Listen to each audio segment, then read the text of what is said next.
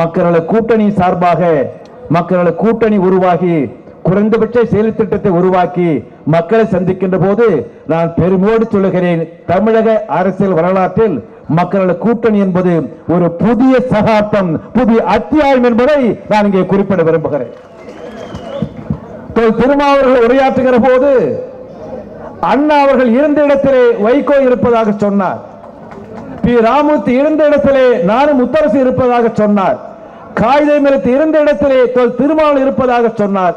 அடையாளபூர்வமாக அவர் சொன்னதை நான் சுருக்கமாக விளக்க விரும்புகிறேன். தமிழகம் என்பது திராவிட இயக்கத்தினுடைய தாக்கம் இன்று நிலவக்கூடிய மாநிலம்.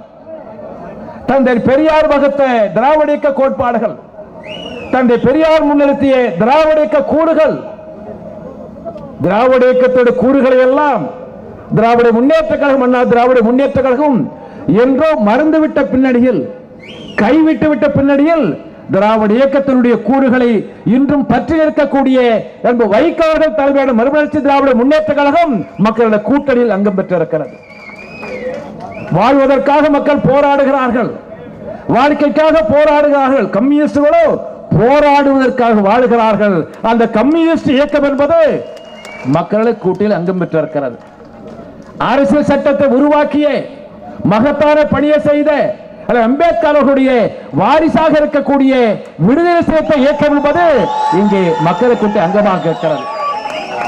மூன்று இயக்கம் என்று சொல்லுகிற போது மூன்று மிகப்பெரிய கோட்பாடுகளை கொண்ட இயக்கம் மக்கள கூட்டணி என்பது இந்த மூன்று இயக்கங்களை சார்ந்த, மூன்று தத்துவங்களை சார்ந்த, மூன்று கோட்பாடுகளை சார்ந்த, மூன்று மூல கோடுகளை சார்ந்த ஒரு வண்ண கலவைதான் மக்கள கூட்டணி என்று வருகிற போது திராவிட முன்னேற்ற கழகமோ அண்ணா திராவிட முன்னேற்ற கழகமோ மீண்டும் ஆட்சிக்கு வரக்கூடாது எதற்காக சொல்லுகிறோம்? பொறாமையால் அல்ல, காழ்ப்புணர்ச்சியால் அல்ல, போட்டியால் அல்ல, தனிப்பட்ட குரோத்தால் அல்ல. கடந்த 47 ஆண்டு காலமாக வாக்குகளை பெற்ற ஆட்சிக்கு வந்தார்களே, மக்களை மறந்து அவர்களை வளப்படுத்திக் கொண்டார்கள். நான் அண்ணா திராவிட முன்னேற்ற கழகத்தினுடைய அந்த அப்பாவி நண்பர்களை, தொண்டர்களை கேட்கிறேன், உங்களை ஏற்றுக்கொள்ள முடிகிறதா?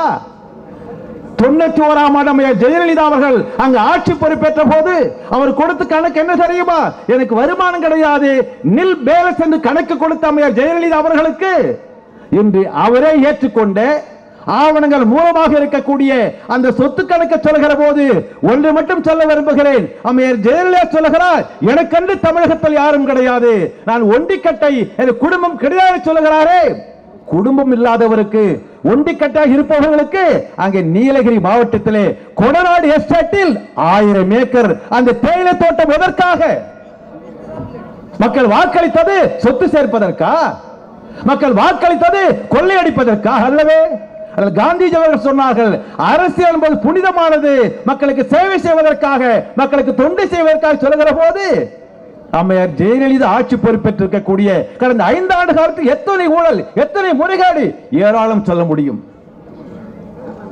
அண்ணா திராவிட முன்னேற்ற கழகம் ஊழல் மலிந்திருக்கின்ற போது, ஊழல் திறத்திருக்கின்ற போது மக்கள் வாக்குகளை பெற்று தங்களை வளப்படுத்திக் கொண்ட அண்ணா திராவிட முன்னேற்ற ஆட்சியில் எதை எடுத்தாலும் ஊழல். கிராம நல அலுவலரா 4 லட்சம் கொடுக்கணும் வேலை வாங்குவதற்கு, போக்குவரத்து ஓட்டுநரா 4 லட்சம், நடத்துனரா 4 லட்சம், டெக்னிக்கலா 4 லட்சம், பேராசிரியரா 10 லட்சம், துணைவேந்தரா 10 கோடி. ஜெயலலிதா மீண்டும் ஆட்சிக்கு வந்தால் இந்த நாடு நரக குழிக்கு போய்விடும் என்பதை எவரும் மறந்துவிட வேண்டாம்.